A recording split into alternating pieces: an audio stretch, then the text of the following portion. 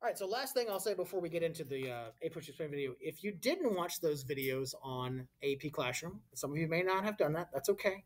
Please make sure you go back and do it. The one on the Alien and Sedition Acts was really good. Talked about the sort of conflict between state rights and federal rights. Marbury versus Madison was really good at sort of understanding what happened in that court case. And Louisiana Purchase, you didn't have to watch too much of that because really all it was about the correspondence between Meriwether Lewis and Thomas Jefferson. And again, the War of 1812, not that crucial to watch that one either, but as long as you understand sort of the starting points, the causes, the first major battles, the last major battles, and I've actually got that here in Canvas for you as well. Okay, so starting us off with the Apush Explain video guide on the era of good feelings of the War of 1812. Liam, go ahead and read the whole thing for me. 3 reasons that the War of 1812 initially went poorly were the nation was divided and the war was opposed by both Federalists in Congress and merchants in the New England. Very good. Northeast, in the Northeast. Very good. Number 2. Early battle failures, including the failed invasion of Canada, Washington, D.C. was burned, and Fort McHenry was defended against a British assault. Number 3, Anna. 3. Who won the War of 1812? It was a stalemate because nothing was gained and they agreed to stop fighting. Very good. Grace, number 4. Is it okay if I number 5? It's just one. Yeah, that's fine. Can you read it? I'm just pulling that up right now because summation details on the computer. Okay. Who met at the Hartford Convention in 1814 before the end of the war? Federalists. Radical Federalists to discuss secession. Very good. Number 4, Anna. What was unique about the victor and circumstances of the Battle of New Orleans? The war was already over, and America won it. Yeah, Treaty of Ghent's already signed, but 2 weeks after, we're still having a major battle. Okay. Sabrina, number 6. What was the purpose/meaning of the meeting? I said to discuss concerns and grievances about the war. Also, to change the declaration of war to 2/3 vote. And the last thing, which is really the most important, is they actually encourage secession. Okay. Huzaifa, number 7. What precedent was set at the convention that will be used later by the South and seceding from the Union? Very good. Reagan, number 8. The Federalist Party? Can you read the question, please? Oh, sorry. What ends because of the Hartford Convention, the Federalist Party? You got it. Okay. Era of good feelings, 1815 to 1825. Okay. Number 9, Jordan.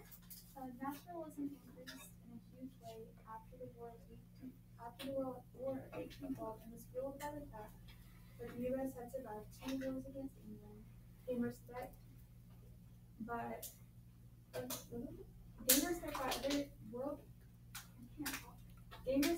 world communists, gained new war theorists like Andrew Jackson, prominently promoted these American themes, and new American literature and art increased, industrialization, and conquered movement. Very good. Like that list I just gave you from the AMSCO book. Very good. Thank you.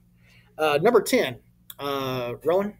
Political party and winner of the presidential elections in both 1816 and 1820 was James Monroe. And his party? Democratic Republic. You got it. That's why they call it the era of good feelings. Okay. Ari, number 11.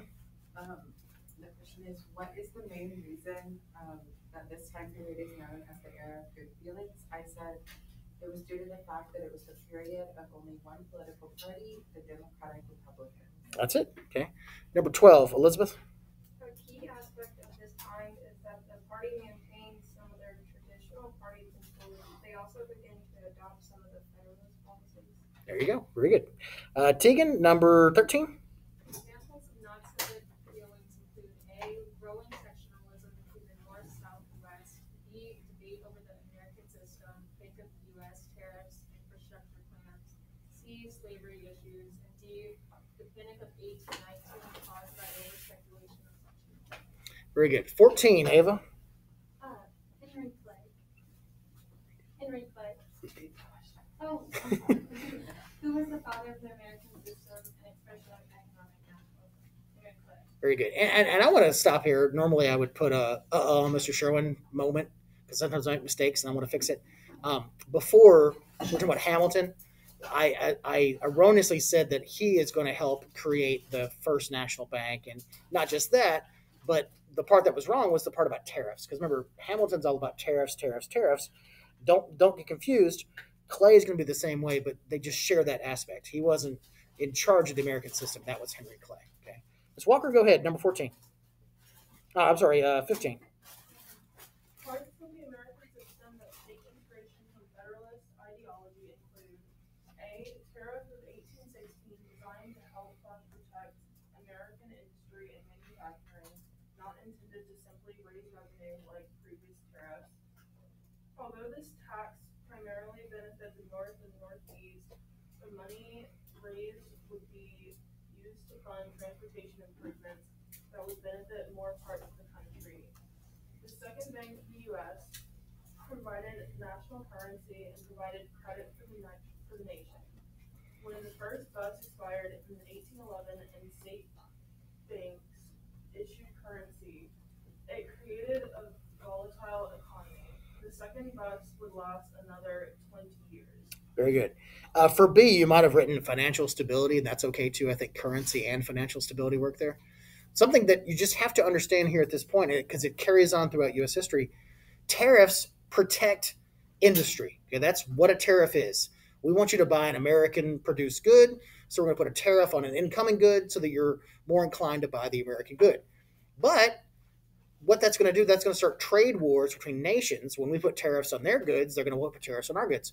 Who suffers from tariffs the most? What people in America do a lot of international trade and don't really manufacture anything. Okay. The answer, and I want to give it to you now, is farmers. Okay, farmers, these rural people out here, they don't see any benefit of tariffs except that it's now going to cause a drop in international trade, whereas the tariffs are really going to help the East and Northeast because of manufacturing. Okay. So I say that now because that's going to be a common theme in U.S. history. Whenever there's a tariff, it's going to hurt the more rural agricultural. Okay, but as you said, this tariff is supposed to be used to fund improvements in transportation, things like canals and railroads and things like that, which will help everyone. But you can sort of see initially how the farmers are going to be against it. Is there a way to put tariffs only on certain goods? Yeah. So why couldn't they just do that? Well, the problem is if you're a manufacturer and you want a tariff on something that's imported to protect your business, everyone else is going to want a tariff to protect their businesses as well. And it gets to be a crazy trade war. I will give you another example. In the 1920s, the Roaring 20s, the Jazz Age, you guys have heard about that? There was a couple industries who wanted tariffs to protect their industries and just got out of control. They eventually had something like 800 tariffs on goods. Things like clothespins. You know what a clothespin is? I mean, protecting the American clothespin industry. So essentially, it's kind of hard to control, like what's going to be protected, what's not. All American manufacturers want their businesses to be protected, so they're going to want a tariff. But again, it just causes a trade war with other countries. Okay, you can look at recent history with the last presidential administration. Do you remember the tariffs that we were putting on Chinese aluminum and steel to protect American? And then what did China turn around and do? They started putting tariffs on our stuff. So you could limit tariffs to some way, but it's going to be hard just to have that one because all businesses want to protect their industry. Well, that's what I mean. Is like why did it hurt the farmers? But just because while you're putting a tariff on American industry here, then what does America have a lot of? Do we have more agricultural products or do we have more manufactured products? You think? We have a lot more raw goods. Lumber and corn and wheat, all those things. It just, when another country wants to put tariffs on us, how do they punish us in an effective way? They're going to punish us with the thing that we export the most. Okay, so maybe that answered your question a little bit, right? They don't really care about taxing or tariffing U.S. steel because they have that. China has a ton of steel. They're going to tariff other things that we trade with them. Okay, good question. Okay, where were we? We were on down at the bottom, right? C. Okay. I think we stopped at Lily. Lily, what's the next one? Internal improvements. Very good.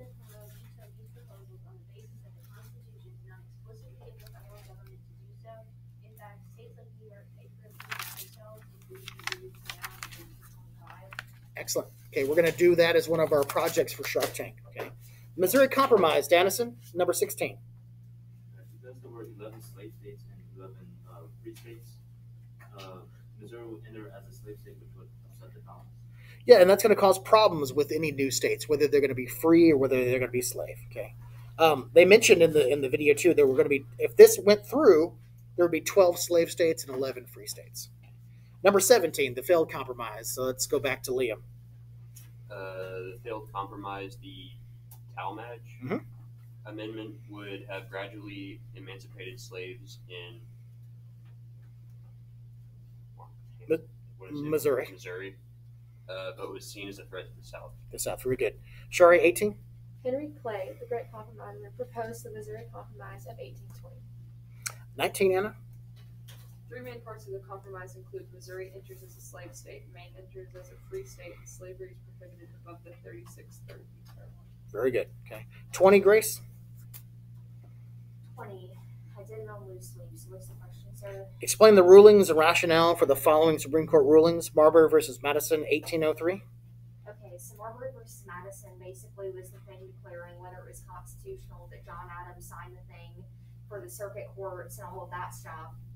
And basically it was kind of like explained that, yeah, it was, and that's what gave it the rationale for a Supreme Court. And what's the most important thing to know? It establishes what principle? It establishes the Tegan? Judicial review. Okay, That's the one yes. thing to make sure you know. Very good. All right. Anna, McCulloch versus Maryland, 1819. It says that the state cannot tax federal agencies. Right. They have a statement in here that to power to tax is the power to destroy. Okay. So this kind of limits states on what they can do. Gibbons versus Ogden, Tegan? It ruled that the federal government could regulate interstate commerce. Only the federal government. And remember, the Articles of Confederation, states were sort of taxing, tariffing each other between states. And now we have a court case that says only the federal government can regulate interstate trade. Okay. 21. Huzaifa? Good question.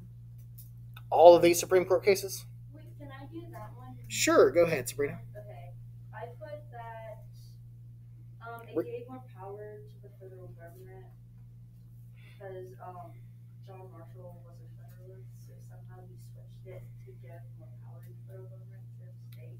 And again, John Marshall serves for how many years? 34. 34. So those policies of the Federalist policy, even though the Federalist Party is going to die, those policies remain in American government. Okay. Huzaifa, number 22, were about foreign policy developments. Who and what title is given to the most influential foreign policy maker during this era? John Quincy Adams. He's not a great president, but he's a great foreign diplomat. Okay. Number 23, Reagan, what was concluded between England and the U.S. at the end of the Anglo-American Convention of 1818? I said northern normality with the recent purchase and then occupation of Oregon territory. Okay. And then I did not say.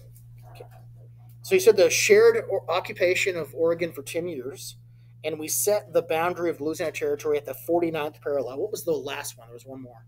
Shari? The agreement to share fishing rights off the coast of Newfoundland. Yeah, sharing fishing rights. Okay, and that will matter. That will cause some issues later. Very good. Okay. Number 24, Jordan. Yeah, I don't really agree